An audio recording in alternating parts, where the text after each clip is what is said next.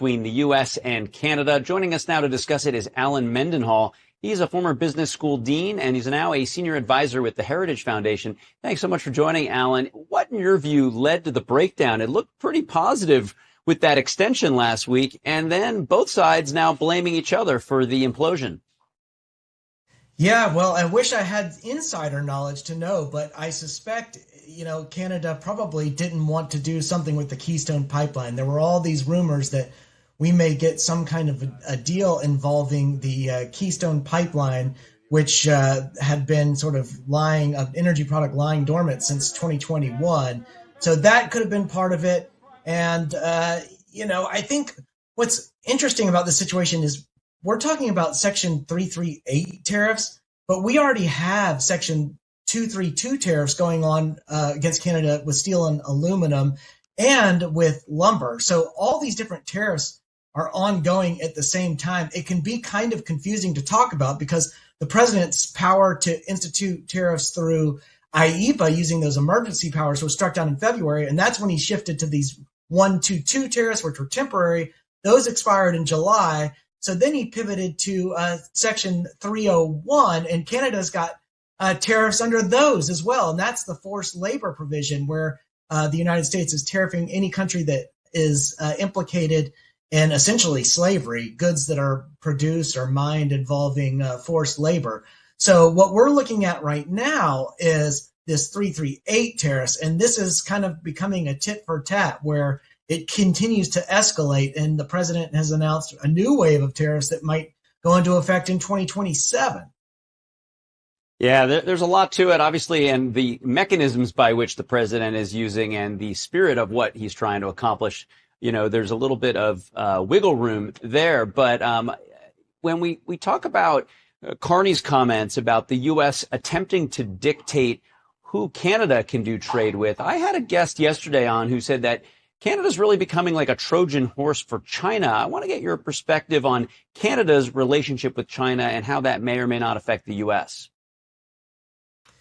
Well, Canada's at a disadvantage in this particular tariff dispute. If you look at California, Texas, and New York, those are just 3 states in the United States, and they have larger GDPs than Canada. Florida is just right behind Canada. So Canada doesn't have that strong of a GDP compared to the United States as a whole when you've got 3 states dominating Canada. And it depends heavily on the U.S. market. Over 70% of its goods come from the U.S., and it doesn't have many alternative buyers compared to the United States. I mean, it can try to sell to Europe and Asia, which is maybe what it's going to try to do when it diversifies.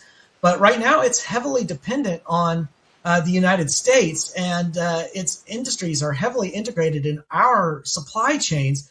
So for it to try to overcome this tariff tit for tat, it's going to have to find new trading partners. And that may be what your guest was referring to, possibly a pivot toward China as a new trading partner, which of course would be a direct poke in the eye of the president and the United States, given our decoupling from China that's been taking place over the last couple of years.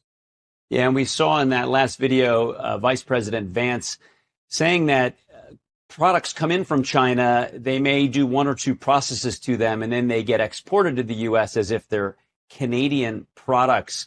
And that's something, this transshipping thing that the U.S. is trying to crack down on.